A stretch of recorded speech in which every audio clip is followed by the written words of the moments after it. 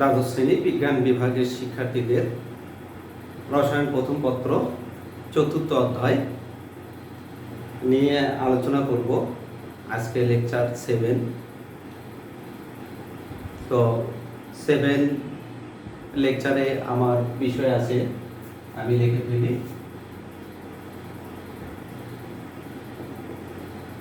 প্রভাবক।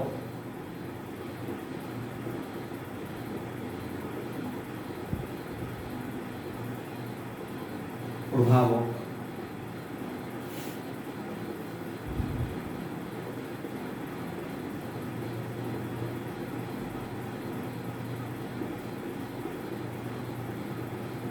প্রভাবকের শ্রেণী বিভাগ।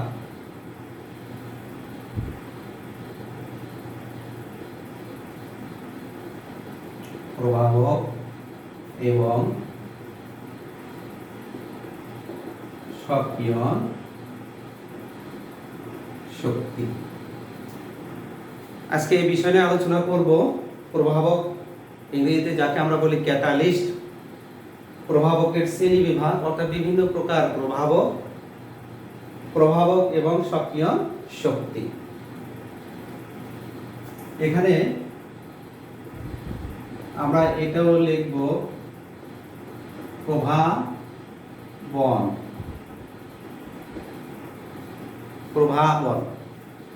তো শিক্ষার্থী, তোমরা কি জানো যে প্রভাবক কাকে বলে?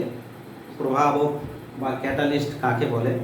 ক্লাস 9-10 কিন্তু ছিল, জানো কি? আমি বলছি তাহলে প্রভাবক এমন একটি পদার্থ যা বিক্রিয়ার গতিকে ত্বরান্বিত করে, অর্থাৎ বিক্রিয়ার গতিকে বৃদ্ধি করে বা হ্রাস করে। অর্থাৎ যেসব পদার্থ রাসায়নিক বিক্রিয়ায় উপস্থিত থেকে বিক্রিয়ার গতিকে হ্রাস বা বৃদ্ধি করে এবং বিক্রিয়া শেষে অপরিবর্তিত অবস্থায় থাকে, তাদেরকে আমরা প্রভাবক বলব। এরূপ দেখো, আমরা যদি একটি উদাহরণ লিখি যে পটাশিয়াম ক্লোরেট একে যদি আমরা তাপ দেই ম্যাঙ্গানিজ ডাই অক্সাইড এর উপস্থিতিতে, তাহলে এর বিযোজনে পটাশিয়াম ক্লোরাইড এবং অক্সিজেন পাওয়া যাবে। এই বিক্রিয়ায় দেখো যে ম্যাঙ্গানিজ ডাই অক্সাইড এটি একটি পদার্থ, এটি বিক্রিয়ার শেষে MnO2 অর্থাৎ ভর ও ধর্মে অপরিবর্তিত অবস্থায় থাকবে। ম্যাঙ্গানিজ ডাই অক্সাইডকে আমরা কি বলছি? ম্যাঙ্গানিজ ডাই অক্সাইডকে বলছি হলো কি প্রভাবক। তাহলে এর কাজটা হলো কি, যে ম্যাঙ্গানিজ ডাই অক্সাইড জাস্ট বিক্রিয়ার গতিকে বৃদ্ধি করে, অর্থাৎ এখানে যে টেম্পারেচার লাগবে ম্যাঙ্গানিজ ডাই অক্সাইড দিলে টেম্পারেচারের পরিমাণ কমে আসবে। এখানে টেম্পারেচার প্রায় 380 ডিগ্রি সেন্টিগ্রেড। যদি আমরা ম্যাঙ্গানিজ ডাই অক্সাইড দিই তাহলে 380 ডিগ্রি সেন্টিগ্রেড তাপমাত্রায় পটাশিয়াম ক্লোরেটের বিযোজন ঘটবে এবং এখান থেকে আমরা অক্সিজেন পাবো। তাহলে ম্যাঙ্গানিজ ডাই অক্সাইড একটি প্রভাবক। ম্যাঙ্গানিজ ডাই অক্সাইড এর প্রভাবকের এই ক্ষমতাকে আমরা কি বলছি? প্রভাবন, অর্থাৎ ক্যাটালাইসিস অর্থাৎ প্রভাবকের ক্রিয়াটাকে আমরা বলি প্রভাবন। তাহলে প্রভাবক কত প্রকার? প্রভাবক প্রধানত দুই প্রকার। একটি হলো ধনাত্মক আর একটি হলো ঋণাত্মক প্রভাবক। আমরা এগুলো মিশিয়ে দিই। একটি হলো ধনাত্মক প্রভাবক,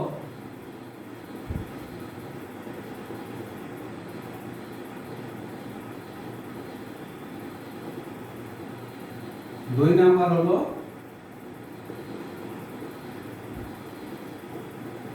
ঋণাত্মক প্রভাবক।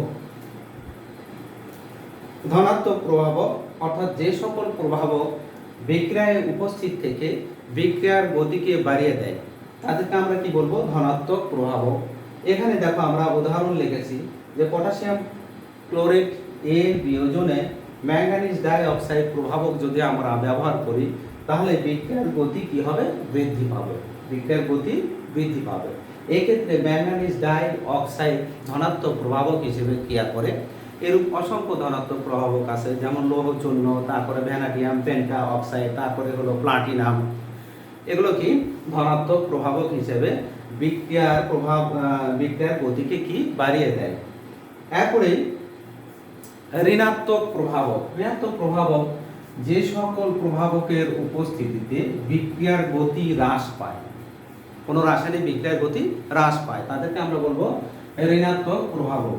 এরূপ দেখো H2O2 H2O2 হাইড্রোজেন পার অক্সাইড এর বিয়োজনে যদি আমরা H3PO4 ফসফরিক অ্যাসিড অথবা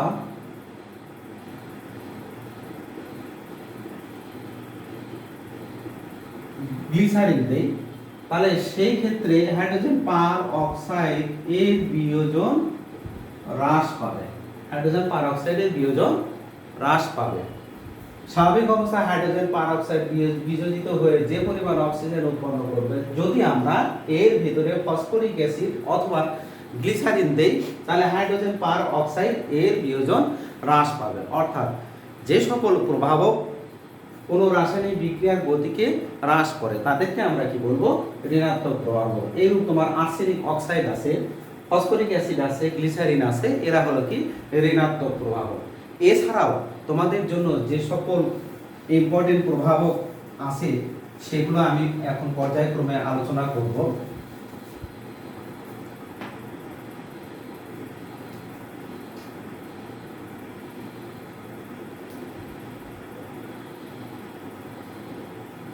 অটো প্রভাবক।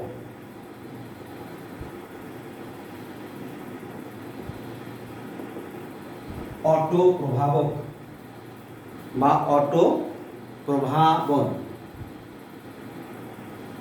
দেখো আমরা একটি উদাহরণ লিখি। Oxalic acid, sulphuric acid, potassium permanganate, potassium sulphate,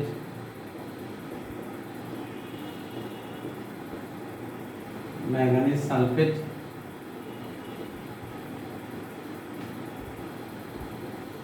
carbon dioxide যোগ হলো পানি। অক্সালিক অ্যাসিড, অক্সালিক অ্যাসিড দেখতে পাচ্ছ কি? আমি ঠিক মতো লিখি আর একটু। H2C2O4 অক্সালিক অ্যাসিড, KMnO4 যোগ সালফিক অ্যাসিড। দেখো একটি টেস্ট টিউবে যদি আমরা এই অক্সালিক অ্যাসিড দ্রবণ নেই, অক্সালিক অ্যাসিড দ্রবণ নিয়ে অ্যাসিড মিশ্রিত যদি পটাশিয়াম পার ম্যাঙ্গানেট দ্রবণ ওই টেস্ট টিউবের ভেতর ফোটায় ফোটায় যোগ করি, তাহলে পটাশিয়াম পার ম্যাঙ্গানেটের যে বেগুনি বর্ণ, এই বেগুনি বর্ণ আস্তে আস্তে বিবর্ণ হতে থাকে। আবার বলি, একটি টেস্ট টিউবে যদি অক্সালিক অ্যাসিড দ্রবণ নিয়ে তার ভেতর অ্যাসিড মিশ্রিত অর্থাৎ সালফিক অ্যাসিড মিশ্রিত পটাশিয়াম পার ম্যাঙ্গানেট দ্রবণ যদি ফোটায় ফোটায় যোগ করি, তাহলে তোমার দেখা যাবে যে পটাশিয়াম পার ম্যাঙ্গানেটের বেগুনি বর্ণ এটা আস্তে আস্তে বিবর্ণ হয়। এক পর্যায়ে দেখা যায় যে খুব দ্রুত বেগুনি বর্ণ বিবর্ণ হচ্ছে, প্রথমে ধীর গতিতে, পরে দেখা যায় দ্রুত গতিতে বিবর্ণ হচ্ছে গোলাপি বর্ণ। এর কারণ হলো কি, যখনই তোমার ওই বিক্রিয়া স্থলে ম্যাঙ্গানাস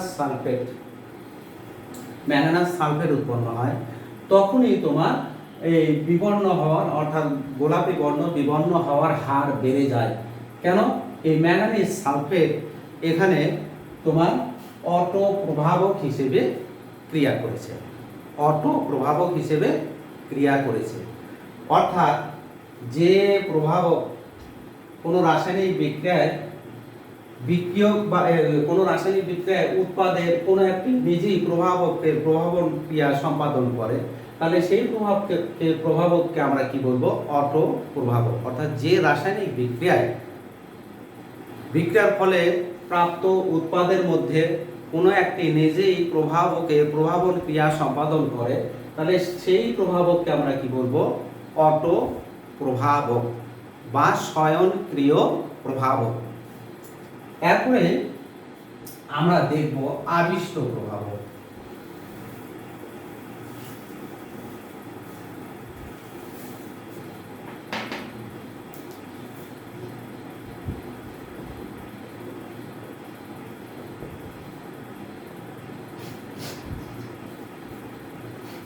আবিষ্ট প্রভাবক উদাহরণ লিখি আগে।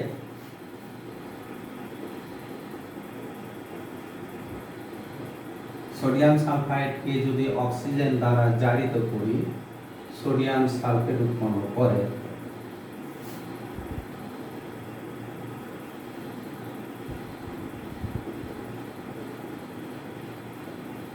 সোডিয়াম আর্সেনাইডকে যদি আমরা অক্সিজেন দ্বারা জারিত করি, কোনো বিক্রিয়া করবে না। কিন্তু যদি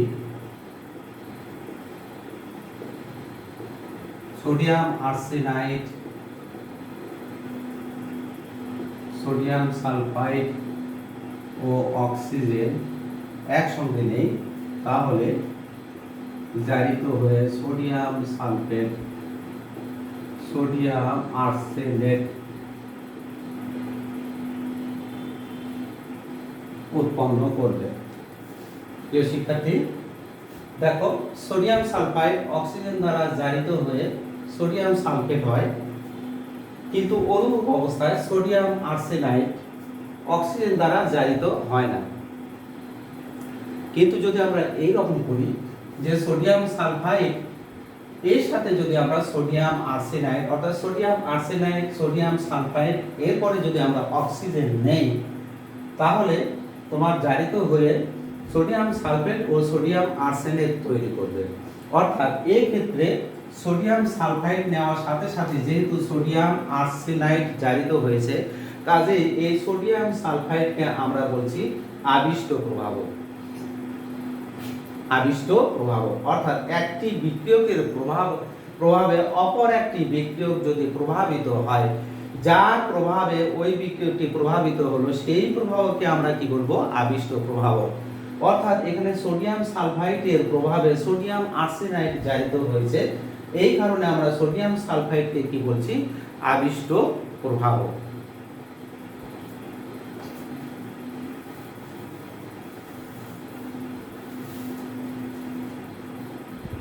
এখন আমরা দেখব প্রভাবক সহায়ক।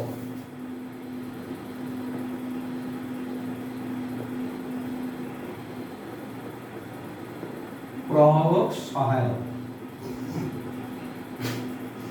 অনেক সময় তোমরা বন্ধুদের অনেক হেল্প পাও, অর্থাৎ তোমাকে কোনো কাজে হয়তো তুমি একা কুলে উঠতে পারছো না, সেই ক্ষেত্রে দেখা যায় যে কোনো বন্ধুরা তোমাকে হেল্প করছে, অর্থাৎ তোমার বন্ধু তোমাকে কিছু কাজ আগিয়ে দিচ্ছে।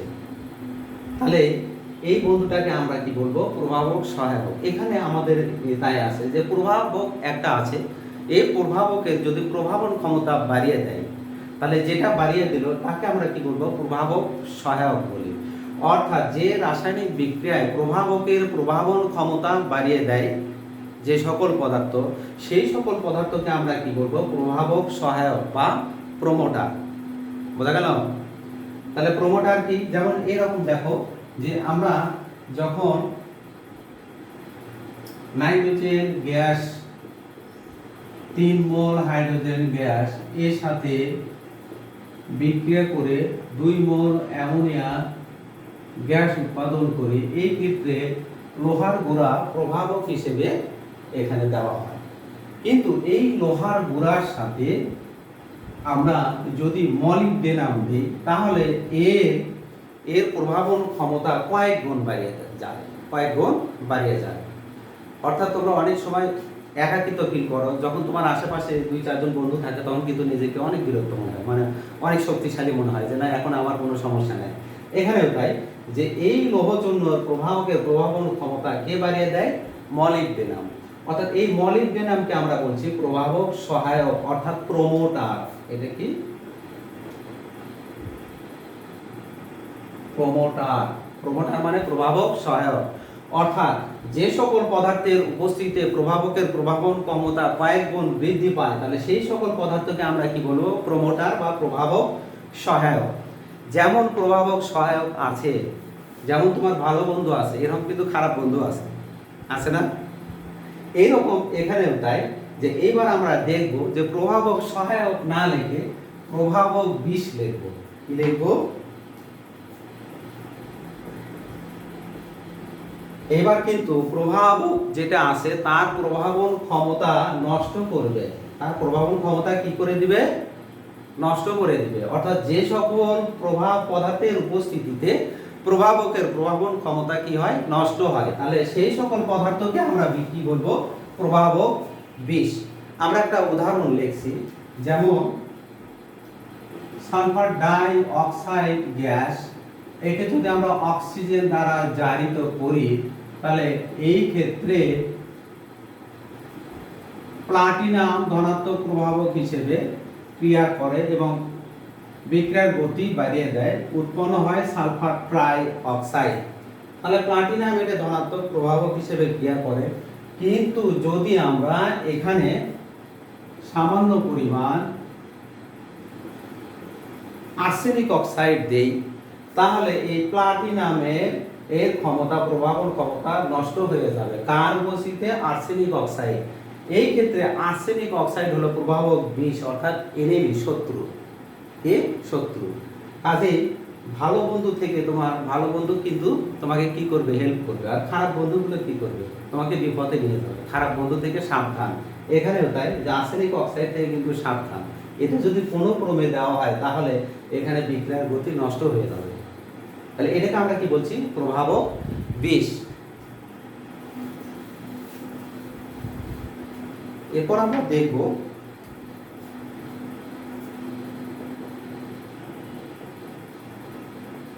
সমসত্ব ও অসমসত্ব প্রভাবন। সমসত্ব, অসমসত্ব প্রভাবন। সমসত্ব প্রভাবন, দেখো আমি উদাহরণ লিখছি, যে সমসত্ব প্রভাবন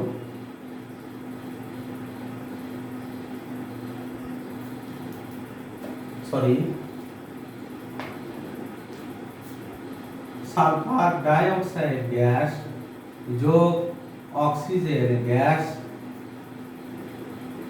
এই ক্ষেত্রে নাইট্রিক অক্সাইড এই গ্যাস, মানে এটা যদি প্রভাবক হিসেবে জুড়িয়ে দেওয়া হয়, তাহলে এখানে খুব দ্রুত বেগে সালফার ট্রাই অক্সাইড গ্যাস উৎপন্ন হবে।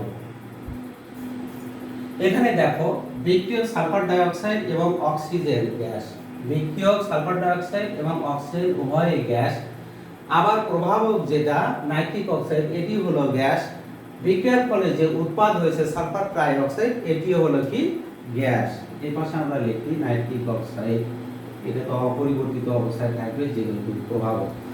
এখন দেখো, যে রাসায়নিক বিক্রিয়ায় বিক্রিয়ক, উৎপাদ এবং প্রভাবক সকলে একই ভৌত অবস্থায় থাকে, একই ভৌত অবস্থা, অর্থাৎ গ্যাস গ্যাস গ্যাস গ্যাস একই ভৌত অবস্থায় থাকে, তাহলে সেই ক্ষেত্রে আমরা এই প্রভাবনকে আমরা বলবো সমসত্ব প্রভাবন। কি বলবো? সমসত্ব প্রভাবন। তারপরে অসমসত্ব প্রভাবক, দেখো এই ক্ষেত্রে বিক্রিয়ক, উৎপাদ এবং প্রভাবক সবগুলোই ভিন্ন দশায় থাকবে। আমরা নাইট্রোজেন গ্যাস, 3 মোল হাইড্রোজেন গ্যাস, 2 মোল অ্যামোনিয়া গ্যাস, এই ক্ষেত্রে এখানে লোহার গুঁড়া প্রভাবক যদি দেওয়া হয়, বিক্রিয়ক গ্যাস, উৎপাদ গ্যাস, কিন্তু প্রভাবক হলো কি? কঠিন, কঠিন লোহার গুঁড়া। তাহলে এই প্রভাবনকে আমরা কি বলবো? অসমসত্ব প্রভাবন। অর্থাৎ বিক্রিয়ক, উৎপাদ এবং প্রভাবক যদি ভিন্ন দশায় থাকে, ভৌত দশায়, তাহলে তার প্রভাবনকে আমরা বলবো অসমসত্ব প্রভাবন। এবার আমরা দেখব এনজাইম প্রভাবক।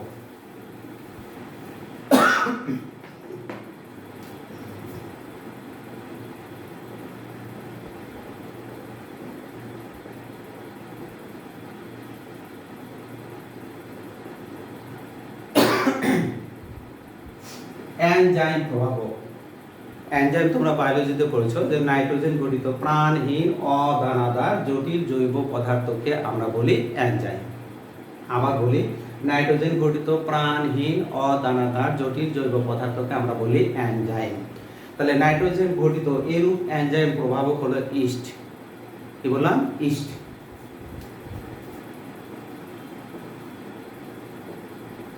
ইস্ট ইস্ট হতে এরূপ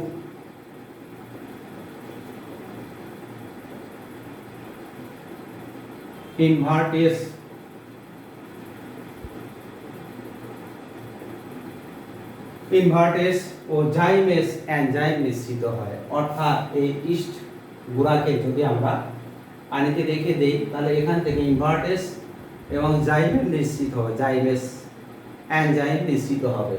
এই ইনভার্টেস দেখো শর্করা অর্থাৎ চিনিকে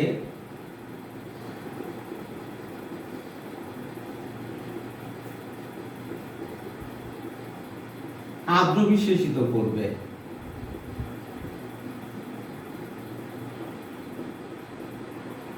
এই ইনভার্টেস এনজাইম যেটা ইস্ট থেকে নিঃসৃত হবে, এটা শর্করা বা চিনিকে আদ্র বিশেষিত করে এরূপ সরল যৌগ, জৈব যৌগ গ্লুকোজ ও ফ্রুক্টোজ তৈরি করবে। গ্লুকোজ ও ফ্রুক্টোজ, C6H12O6, গ্লুকোজ একটা আর একটা কি ফ্রুক্টোজ তৈরি করবে। কে তৈরি করবে? তোমার সুক্রোজের আদ্র বিশ্লেষণ।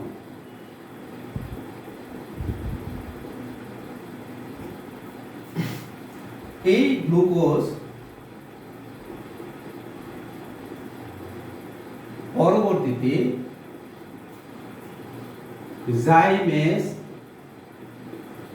এনজাইম দ্বারা আদ্র বিশেষিত হয়ে এরূপ অ্যালকোহল এবং কার্বন ডাই অক্সাইড তৈরি করবে। বন্ধুরা, আমরা এইভাবে চিনি শিল্পে চিনি হতে কি তৈরি করি? অ্যালকোহল তৈরি করি। অর্থাৎ চিনি হতে যখন আমরা অ্যালকোহল তৈরি করব সেই ক্ষেত্রে আমাদের এনজাইম প্রভাবক নিতে হবে, অর্থাৎ ইস্ট নিতে হবে। ইস্ট গুঁড়া থেকে ইনভার্টেস এবং জাইমেস এনজাইম নিশ্চিত হবে। ইনভার্টেস সুক্রোজকে আদ্র বিশেষিত করে গ্লুকোজ এবং ফ্রুক্টোজ তৈরি করবে।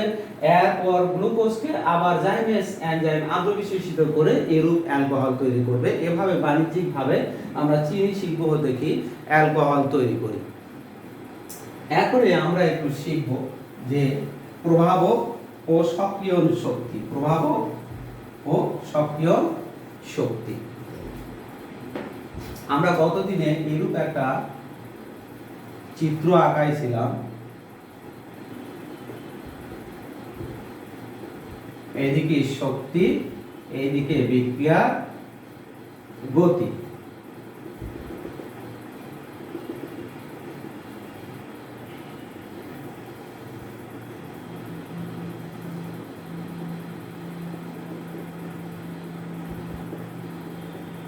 সক্রিয়ণ শক্তির এরূপ এ হলো সক্রিয়ণ শক্তি।